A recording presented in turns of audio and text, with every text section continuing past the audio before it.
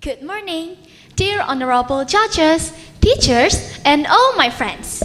My name is Dandra, and today I will tell you a beautiful love story from an ancient Japanese legend entitled Rama and Sinta. This is not just a story of love, but also about courage, loyalty, and the power of goodness. Now, let me take you to the kingdom of Ayodhya. Once upon a time, there was a wise prince named Rama. He was strong, kind, and brave. Rama had a beautiful wife named Sinta. She was gentle, loyal, and full of love. They lived happily together. But one day, something terrible happened. Rama, Sinta, and Rama's younger brother, Lakshmana, were sent away from the palace by his stepmother. Still, Rama accepted it with passion and honor. They were living in the forest for many years. My dear Rama, I don't need a palace. I only want to be with you, Sinta said. And I promise, Sinta, I will always protect you with my life, Rama replied. Unluckily, in the forest, a demon king named Rahwana saw Sinta and fell in love with her. He kidnapped Sinta and brought her to his kingdom in Alanka. Rama, help me, Rama! Please, please help me! Rama, no! Rama was heartbroken. He cried out loud, but he did not give up. I will find you, Sinta, no matter where you are, Rama promised. Then Rama and Lakshmana began their journey to find Sinta. They crossed rivers, climbed mountains, and fought many demons along the way. One day, a magical white monkey named Hanuman came to help them. He could jump over the sea and find Sinta. Hanuman flew across the ocean and reached Alanka. In the middle of one night, he found Sinta sitting under a tree, sad and lonely. She remembered Rama and sang a song softly. To your far, I feel you near. In every breath, you're always here. No walls, no chains can break my heart. My love for you will never part. Hanuman returned and told Rama that Sinta was waiting. Then Rama and his army attacked the kingdom of Alanka. There was a big battle. Boom, bam, clash. Boom, bam, clash. Boom, bam, clash. At last, Rama stood face to face with Rahwana. You cannot defeat me, Rama, Rahwana said. I am the king of Alanka. Evil will never win. I fight for justice and for love, Rama shouted. With one powerful arrow, Rama defeated Rahwana and peace returned. Rama ran to Sinta. Sinta, I have come for you. Are you safe? Rama asked. Yes, my love, I know you would come, Sinta replied. But Rama was not sure. He asked, Sinta, are you still pure and loyal to me? Sinta replied, my love, I was taken by force, but my heart always belonged to you. To prove her purity, Sinta walked into fire, but the fire did not burn her. She came out unharmed. The God spoke from the sky. Sinta is pure. Her love is true. Forgive me, Sinta. I should have to trusted you, Rama said. Yes, my love, our love is stronger than any dove, Sinta replied. And so they returned to Ayodhya. The people cheered. Rama became king, and they ruled with wisdom, kindness, and love. Dear honorable judges, teachers, and all my friends, Rama and Sinta's story teaches us many lessons. It tells us that true love needs trust, loyalty, and courage. Rama fought for what is right, and Sinta stayed faithful even in hard times. Let us be like them, brave, loyal, and kind to one another. Thank you for listening my story. I am Tiandra. Good morning. Assalamualaikum warahmatullahi wabarakatuh. Good morning, ladies and gentlemen, my honorable juries, my honorable teachers, and my dear friends. I am the participant number 4. I am going to tell the Indonesian story of Central Java. Timun Mas. Once upon a time, in quiet village near the forest, lived an old widow named Mbok Srini. She was kind and hardworking, but she had one deep longing. She wished for a child. Every day she prayed to the gods to bridge her with a daughter. One night, mysterious giant named Buto Ijo appeared before her. I can give you a child, he said, but in return, when she turns 16, you must give her back to me. The spirit Mbok Srini agreed. The giant handed her a magical cucumber seed. She planted it, and soon golden cucumber grew. When it ripened, she carefully opened it. Into her amazement, inside was a beautiful baby girl. She named her Timun Mas, which means golden cucumber. Timun Mas grew into a smart and brave young girl. Mbok Srini loved her dearly, but as her 16th birthday approached, fear crept into her heart. She called and feared to lose her daughter. So she went to a wise hermit in the mountain. The hermit gave her 4 magical items: 1 cucumber seeds, 2 needles, 3 salt, and 4 charm paste. Use this when the time comes, he said. On the morning of Timun Mas' 16th birthday, the earth trembled. Buto had come to claim her.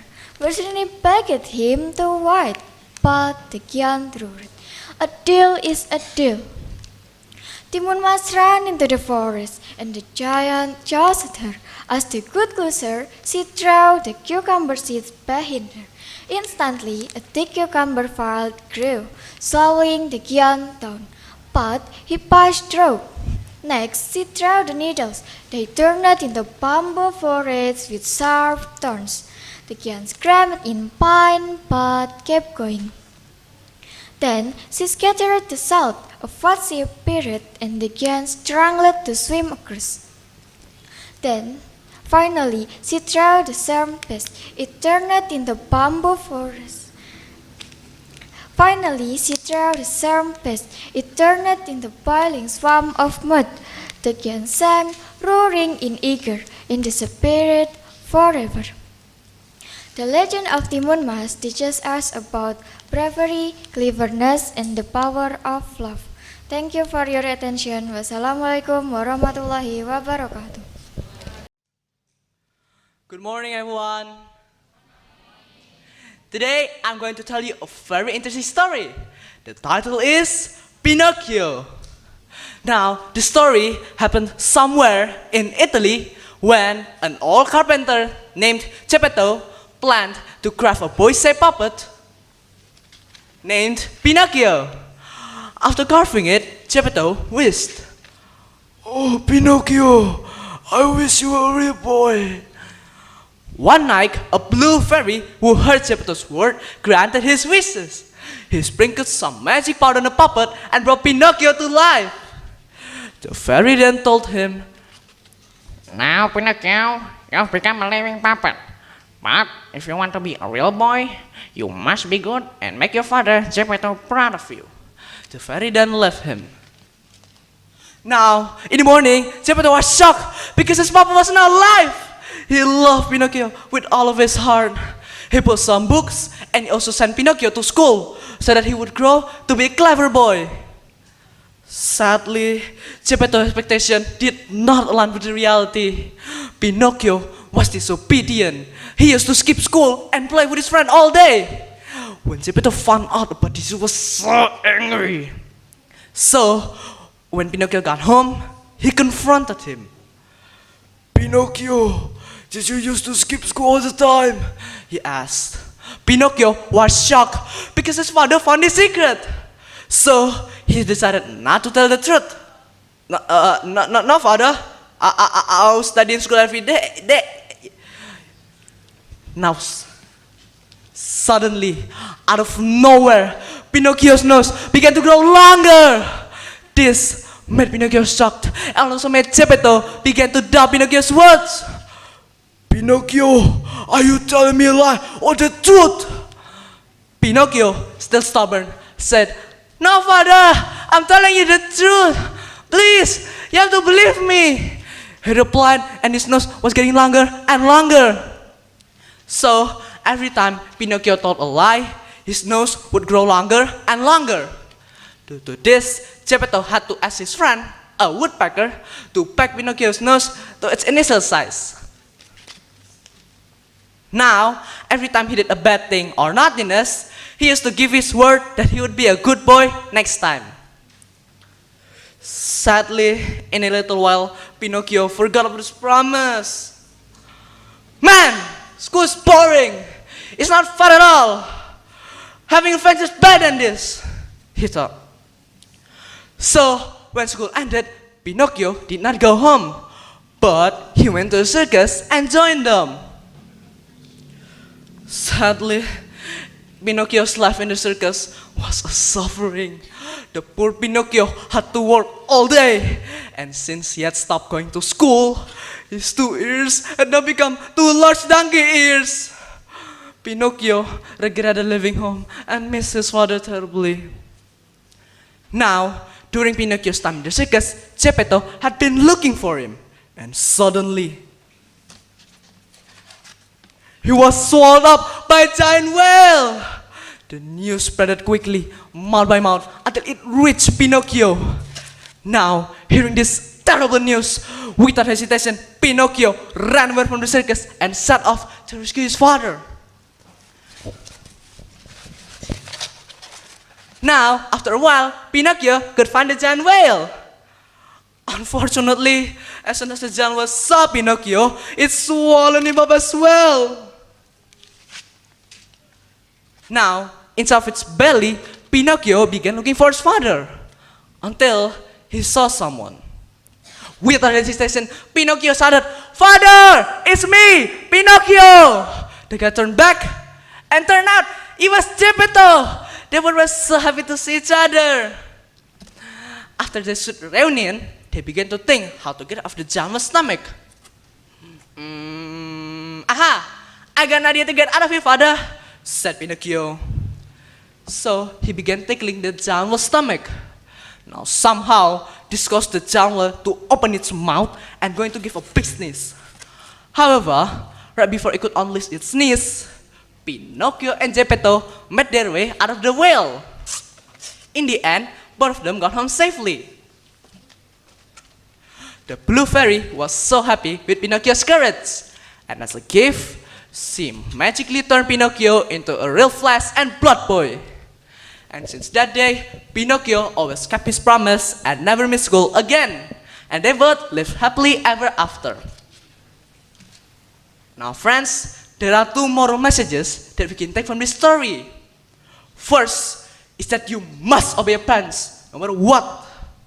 Second is that lying will never solve your problems. Instead, telling the truth is much better than lying. I think that's all for me. Thank you for listening. Goodbye. Assalamualaikum warahmatullahi wabarakatuh. Honorable the judges and honorable the audiences. First, I would like to introduce myself. My name is Zaiza Kurnia Cinta as the contest number 6. In here, I would like to tell about the legend of Banyuwangi. Are you excited, guys? Pay attention, please. A long time ago, in the eastern part of the Java Island, there was a peaceful kingdom ruled by a wise and kind king. Among his brave soldiers, there was one named Raden Sitapaksa. He is not only loyal and strong, but also he is very handsome. One day, Raden Sitapaksa married a beautiful woman named Sri Tanjung. They lived happily in a small village near the river. My dear Sri Tanjung, every day with you is a blessing. I will protect you forever. And I will always be loyal to you, my husband. Their love was pure and strong. But one day, Raden Sitapaksa received an order from the king to go on a long mission. He had to leave Sri Tanjung for several months. I must know Sri Tanjung. Please wait for me. Be strong, okay? I will wait, my love. Take care, okay? While Raden Sitapaksa was away, the king visited the village and saw Sri Tanjung. He amazed by her beauty and tried to seduce her. You are very beautiful, Sri Tanjung. Leave your husband and become my queen. Forgive me, your majesty, but I love my husband. I will never betray him. The king was furious. He felt humiliated and planned revenge. When Raden Sitapaksa returned, the king lied to him. Your wife has betrayed you while you were away. She is not loyal, Sitapaksa. Raden Sitapaksa was shocked. He couldn't believe it, but also couldn't doubt the king. Is it true, Sri Tanjung? Did you betray me? Never! I am loyal to you. But if you don't believe me, I am willing to prove it. Sri Tanjung then asked to her husband to take her to the river. There, she made a final request. If my blood smells bad, then I am guilty. But if it smells fragrant, then I'm innocent. I don't know what to believe anymore. With a broken heart, Raden Sitapaksa Killed Sri Tanjung and let her body float in the river.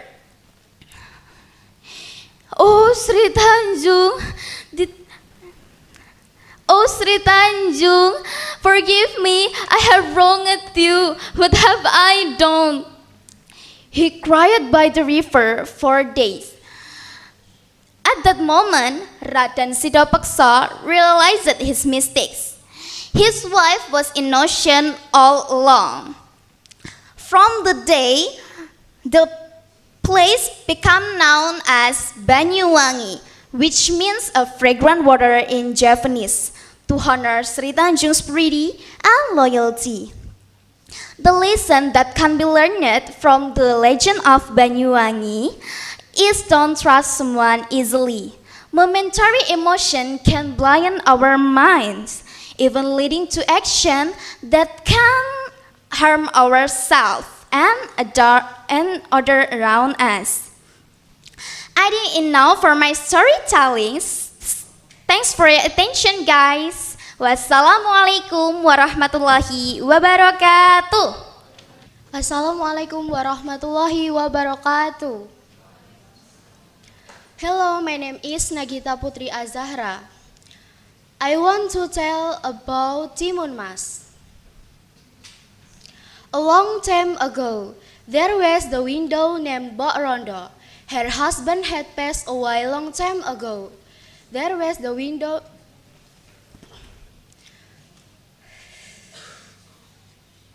Her husband had passed away a long time ago, so that she left there alone. She had no children and she prayed to God to get a child. One night, when she prayed, the giant passed her house, heard her pray.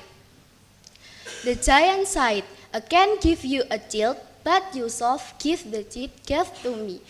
When he's 17 years old, Mbok Rondo was so happy and taking risks of losing child later. She agreed the offer. Then the giant gave the seeds.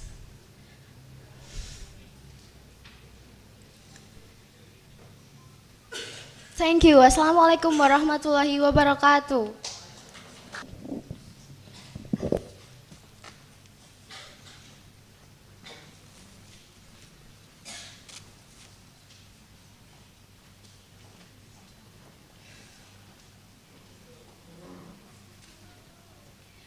Kamate, kamate, kaora, kaora, kamate, kamate, kaora, kaora, tenete tangata purururu, nanae tiki waka tiki tera, aupa, kaupa ne wata tiki tera. Assalamualaikum warahmatullahi wabarakatuh.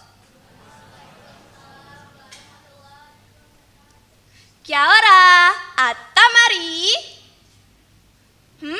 No answer? Okay, I will repeat in English. Good morning, everyone. How are you today? I'm fine too, thank you. Have you ever seen the Haka dance from the Maori people in New Zealand? Yep, I already showed you a little.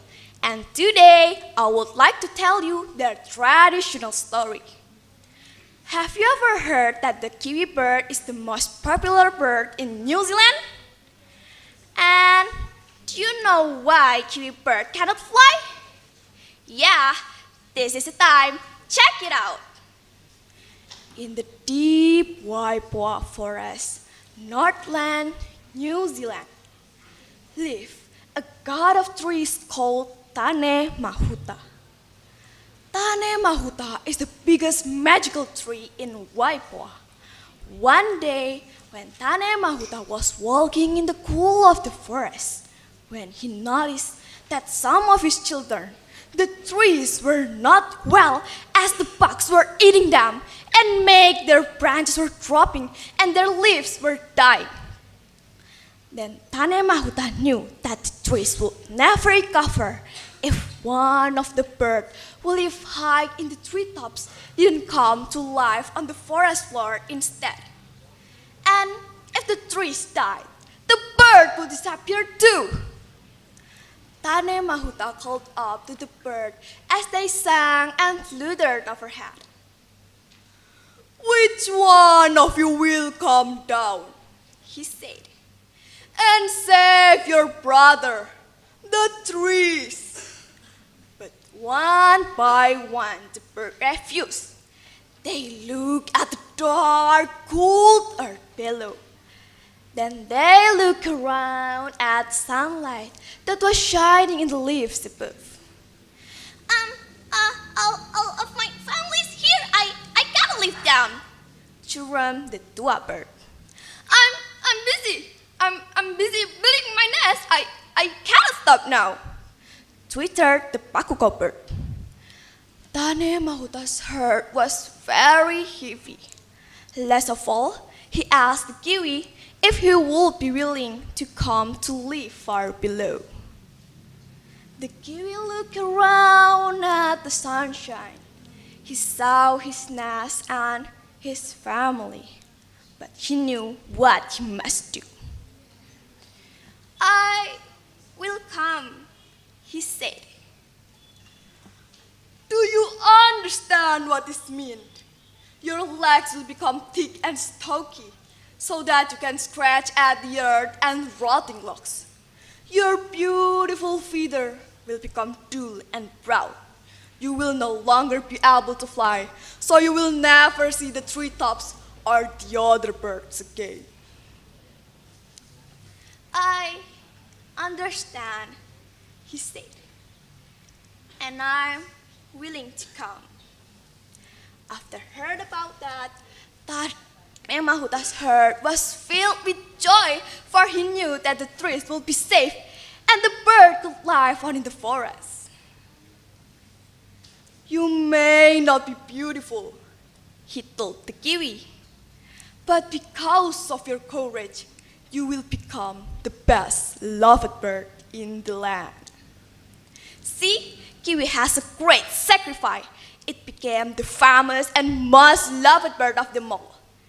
Kiwi didn't notice its beauty anymore. It only thought about what it can do to save their family and place to life. Now, we should doing something like Kiwi. We should sacrifice our soul and body to study hard, to be the best generation, to get the best education, so we can get the best life for our country. It's not about how beautiful you are, but what you can do to save our country. Before I leave this stage, let me sing a song for you. Who says you're not perfect? Who says you're not worth it? Who says you're not beautiful? Who says? That's all from me. I'm Kayla Aliana Davia Mulya. Thank you for your attention. Kaki Teanos. See ya. Wassalamualaikum warahmatullahi wabarakatuh. Assalamualaikum warahmatullahi wabarakatuh. Good morning everyone, my name is Previnda Diasta. Today, I would like to tell you about one story named Malin Kundang, but it's come from Malin's mom's point of view.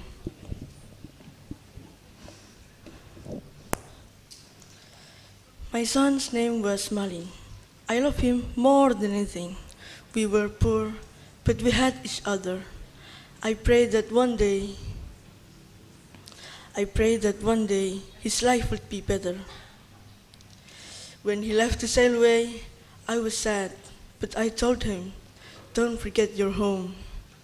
He promised me he wouldn't. For years, I waited every day. I went to the harbor. Then, one day, a beautiful ship arrived. On the deck stood a rich man. I knew it was my son. I ran to him and hugged him tight. Malin, my son, you've returned. But he pushed me away. He looked at me in poor woman, an old woman in a torn dress, and said, "You're not my mother. My mother is not a poor woman like you." His wife laughed. My heart broke into a million pieces. The boy I raised, the son I love, was ashamed of me. I didn't get angry. My heart was just so sad. I went to the beach and looked at the sea. I prayed to God not to curse him, but to show him his mistake. The storm that came was not my curse, but a warning about a son who had forgotten his mother. My heart will always wait for him here on this beach. To all friends out there, please love your mother while she is still by your side. Okay, I think you know from me. Thank you for your attention. Wassalamualaikum warahmatullahi wabarakatuh. Assalamualaikum warahmatullahi wabarakatuh. My name is Askina. I want to tell you a story about the little seed. Once upon a time, in a small, peaceful village, there was a little seed. It was so tiny that you could hold it between your fingers. Every day, the little seed watched the big, tall trees around it. The leaves danced in the wind, the roots stood strong in the soil, and birds built nests on their branches. The little seed sighed. I will never be like them. I am too small. 2 weeks.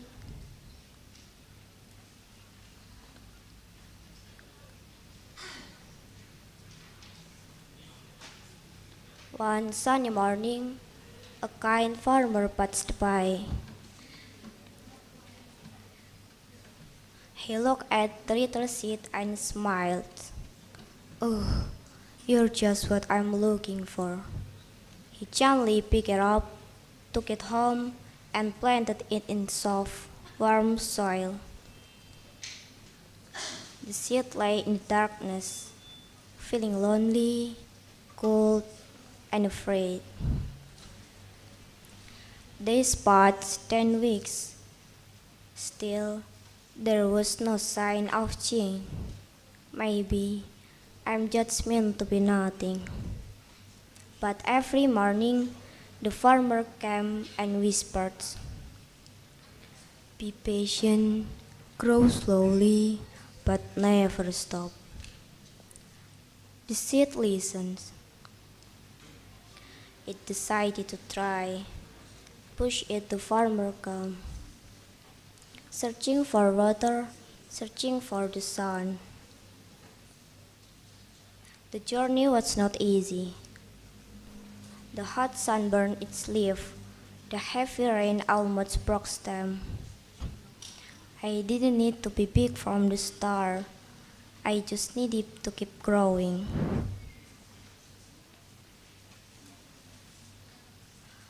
Moral of the story: small beginnings can you live great things. Thank you of all my story. Assalamualaikum warahmatullahi wabarakatuh.